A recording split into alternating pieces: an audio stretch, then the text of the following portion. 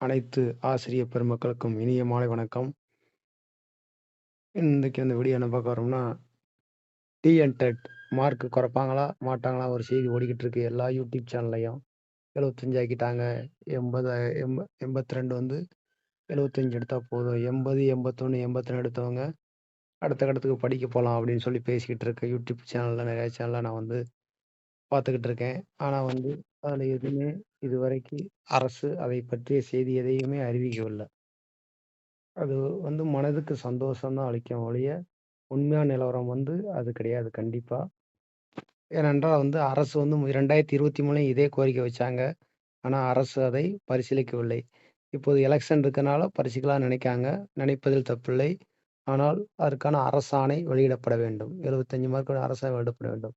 நமக்கு இந்த டிசம்பர் இறுதியிலயோ, இல்ல ஜனவரி முதல் வாரத்திலேயோ தகுதித் தேர்வு ரிசல்ட் வெளியிட போறாங்க.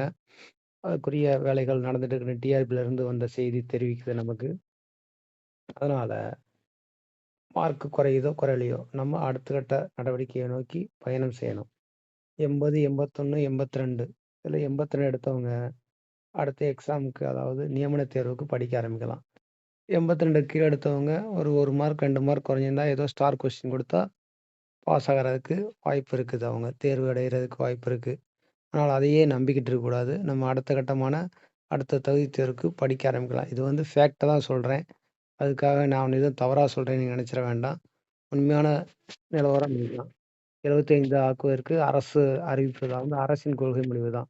அரசு அறிவித்தால் மட்டுமே அது வந்து 75 மார்க்கு ஆகும். அதுவரைக்கி நமக்கு வந்து 82 தான் பாஸ் மார்க்கு. 82 தான் பாஸ் மார்க் என்பதை தெரிவித்துக் கொள்கிறேன்.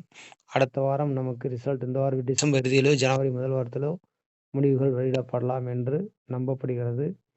இந்த வீடியோ பிடிச்சிருந்தா லைக் பண்ணுங்க. நன்றி, வணக்கம்.